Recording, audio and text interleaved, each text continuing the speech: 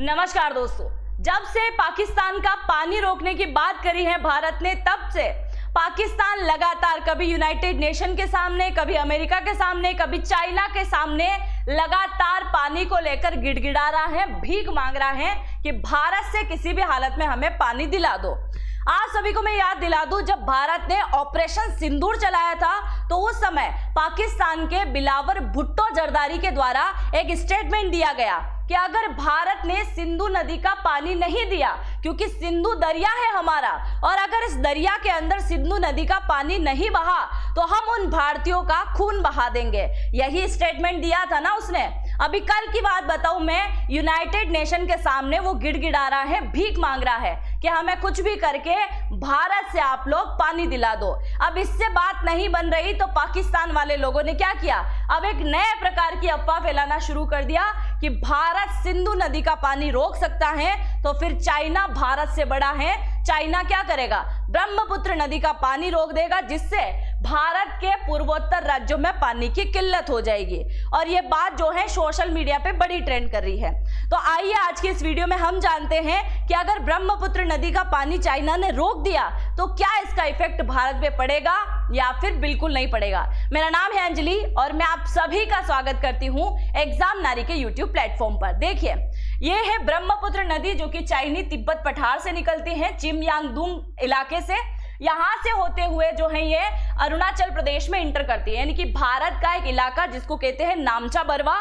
नामचा बरवा से होते हुए यांगयाप दर्रा जो कि अरुणाचल प्रदेश का एक दर्रा है, यहाँ से होते हुए वो असम में जाती है और असम का गुवाहाटी कामाख्या माता मंदिर की बहुत खूबसूरती बढ़ाते हुए कहाँ जाती है, मेघालय में, और फिर बांग्लादेश के ढाका में होते हुए बंगाल की खाड़ी में जाकर जमुना कहलाती है।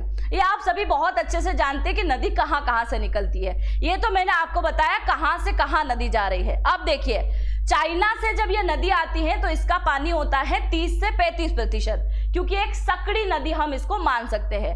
जैसे ही ये भारत के अंदर इंटर करती है, इसका मुहाना बड़ा चौड़ा हो जाता है। कैसे होता है, जब एक नदी आ रही है और उसमें लगातार दूसरी नदियां मिलते चलेगी तो इसका मुहाना क्या होगा, चौड़ा होगा ना।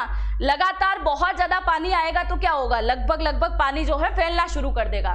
तो यहाँ देखिए, सुबनगिरी, बैकी, मानस, केमांग, लोहित, दिहांग, है ना, ब्लड वाली नदी जिसको रक्त या खूनी नदी कहते हैं, लोहित नदी कहते हैं। तो ऐसे कई प्रकार की नदियां जो है इसके साथ मिलती हैं और इसका पानी जो है 60 से 75% हो जाता है। यानी कि चाइना भारत के अंदर जो पानी पहुंचा रहा है वो 30 से 35% होता है। पर जैसे ही भारत के अंदर ये नदी आती है, दूसरी नदियां मिलने के बाद इसका पानी हो जाता है 60 से 75%।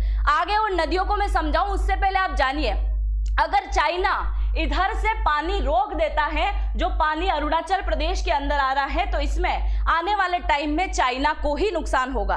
क्योंकि अगर एक नदी को बहने से रोक दिया जाता है तो वो पूरी नदी सूखा जाती है। अब ये समझ में नहीं आया होगा ना, मैं आगे आपको समझाने वाली हूँ। दूसरा, अरुणाचल प्रदेश के अंदर इसकी बहुत ज्यादा फ्रेश वाटर की झीलें मौजूद है, जिसकी नजर हमेशा किसकी रही है, चाइना की रही है अरुणाचल प्रदेश पे। तभी तो वो बार बार बोलता है कि हम अरुणाचल प्रदेश को छीन के रहेंगे भारत से, क्योंकि भारत अगर कभी भी चाइना के साथ में युद्ध लड़ता है तो अरुणाचल प्रदेश के यहाँ लाके मिसाइलें रख देगा, जिससे आसानी से चाइना के ऊपर अटैक कर सकते हैं। दूसरा, आप सभी जानते हैं रशिया के पास में बैकुल झील है, जहां बहुत ज्यादा फ्रेश वाटर है, और चाइना को लगता है इन फ्यूचर अगर हम अरुणाचल प्रदेश छीनेंगे तो हमारे पास में बहुत ज्यादा फ्रेश वाटर आ जाएगा। खैर, इसका ये मकसद अलग है, खैर हम छीनने नहीं देंगे, ये बात अलग है। देखिए, बहुत सारी नदियां इसके साथ मिलती हैं, पानी का मुहाना बड़ा चौड़ा हो जाता है। आगे अब हम सबसे पहले जानते हैं कि अगर इस पानी को रोक दिया जाएगा तो फायदा नुकसान क्या है। ये स्टेटमेंट दिया है असम के मुख्यमंत्री हेमंता बिस्वा शर्मा के द्वारा। इनके द्वारा कहा गया कि अगर चाइना ब्रह्मपुत्र नदी का पानी रोक भी लेता है तो भी ये भारत के लिए फायदेमंद होगा। कैसे, क्योंकि हर साल जब ये नदी का पानी आता है मानसून में, यानी कि वर्षा के टाइम में, तो दूसरी नदियों का पानी भी मिलता है, जिसकी वजह से असम में हर साल बाढ़ आ जाती है। और बाढ़ आने की वजह से बहुत ज्यादा नुकसान होता है, जिसके चलते अगर मैं पिछले साल 2024 का आंकड़ा बताऊं तो 25 लाख से ज्यादा लोगों ने असम में अपने घरों को छोड़ दिया था, क्योंकि इतनी ज्यादा भयानक वहां बाढ़ आई थी। तो अगर ये पानी बंद भी हो जाता है तो वहां बाढ़ आने से बचाव हो जाएगा। ठीक है, दूसरा, अगर यहाँ पे वो डैम बनाने का काम करता है, ब्रह्मपुत्र नदी का पानी रोकने के लिए, कंट्रोल करने के लिए अगर डैम बनाता है तो हमारे लिए इन फ्यूचर थोड़ी बहुत मुसीबत हो सकती है। देखिए, अगर चाइना ने यहाँ पे डैम बना दिया तो डैम बनाने के बाद क्या होता है, या तो एकदम से पानी रोकेगा या फिर एकदम से पानी छोड़ देगा। इसकी वजह से पूर्वोत्तर राज्यों में थोड़ी कठिनाई तो होने वाली है।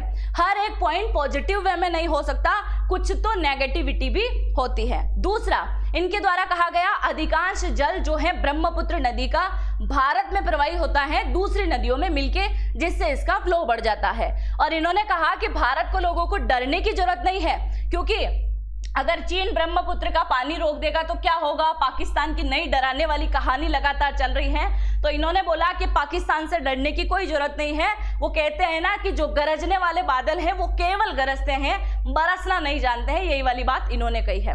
दूसरा, ये मुद्दा सबसे पहले कहां शुरू हुआ था, तो देखिए 30 मई को पाकिस्तान पीएम शाहबाज शरीफ का स्पेशल असिस्टेंट राणा अहसान अफजल, इसके द्वारा एक स्टेटमेंट दिया गया कि भारत ने पाकिस्तान का पानी रोका है और ये एक बहुत बड़ी गलती करी है। चाइना भी भारत का पानी रोक सकता है। पहले इन भाई साहब ने बोला है, अब देखो 24 मई को पाक पीएम के सीनियर असिस्टेंट मोहम्मद उस्मान ने भी यही बात बोली कि भारत की तुलना में चीन जो है उससे भी ऊपर है, और खासकर ब्रह्मपुत्र के मामले में अगर ये लगातार सिंधु नदी का मुद्दा बनता रहा तो चाइना आने वाले टाइम में भारत का पानी बंद कर देगा, क्योंकि वो हमारे सपोर्ट में है, हमारे पिताजी है चाइना। हम बोलेंगे तो थोड़ी बात तो वो मान ही लेगा, ठीक है। दूसरा, 1 जून को चीनी थिंक टैंक सीसीजी के वाइस प्रेसिडेंट विक्टर जिकाईगाओ के द्वारा कहा गया कि पाकिस्तान के खिलाफ भारत पानी रोकने का हथियार ना बनाए। भारत के ऐसे कदम पर चीन चुप नहीं बैठेगा। हालांकि चाइना ने ये स्टेटमेंट जरूर दिया, पर चाइना की तरफ से अभी तक आधिकारिक रूप से ये स्टेटमेंट नहीं आया है कि हम ब्रह्मपुत्र नदी का पानी रोकने जा रहे हैं। दूसरा, क्या चीन ब्रह्मपुत्र का पानी रोक सकता है, तो सोचिए जरा। नॉर्थ ईस्टर्न हिल यूनिवर्सिटी के प्रोफेसर प्रसेनजीत बिस्वा के द्वारा कहा गया, भारत और चीन ने क्लाइमेट चेंज पर साथ आने का समझौता किया हुआ है। चीन नहीं चाहेगा कि भारत में ब्रह्मपुत्र नदी का पानी सूख जाए। दरअसल किसी नदी को जिंदा रखने के लिए भौगोलिक तौर पर ऊपर और नीचे पानी की तय मात्रा रखनी होती है। अगर पानी नीचे जाने से रोक दिया जाएगा तो धीरे धीरे पानी ऊपर से भी खत्म हो जाएगा, और ये बात बहुत भली भांति चाइना जानता है। अब भारत के लिए अगर सबसे बड़ा चिंता का विषय है तो ये है कि वो नहीं कि भाई भारत के लिए पानी रोकेगा या नहीं रोकेगा। अगर भारत के लिए आज के टाइम में सबसे बड़ा चिंता का कोई विषय है तो वो है भारत के खिलाफ जो चाइना ब्रह्मपुत्र नदी के ऊपर जो डैम बना रहा है वो, क्योंकि भारत चाइना के साथ में बॉर्डर साझा करता है, और चाइना के अंदर भारत की बॉर्डर से तकरीबन 30 किलोमीटर अंदर ही एक बहुत बड़ा डैम बना रहा है, जो कि दुनिया का सबसे बड़ा डैम होने वाला है। इसकी लागत 11.76 लाख करोड़ रुपए बताई जा रही है, और अगर ये बन जाता है तो आने वाले टाइम में अगर भारत और चाइना लड़ाता है तो चाइना भी यहाँ पानी का हथियार के रूप में उपयोग करेगा, और क्या करेगा, पानी रोक सकता है या फिर छोड़ने का काम कर सकता है। दूसरा, इसके द्वारा कहा गया कि ये असम के 70% से ज्यादा कृषि इलाकों में पानी पहुंचाता है। धान, चाय, जूट की खेती के लिए जरूरी है। नदी के तेज बहाव की वजह से बिजली बनती है। अरुणाचल प्रदेश में 2000 मेगावाट सुबनगिरी लोसर प्रोजेक्ट यहाँ पे चलाया जा रहा है। ब्रह्मपुत्र के रास्ते मान लोगों को आवाजाही होती है। नेशनल वाटरवे के तहत यहाँ पे परिवहन डेवलप भी किया जा रहा है।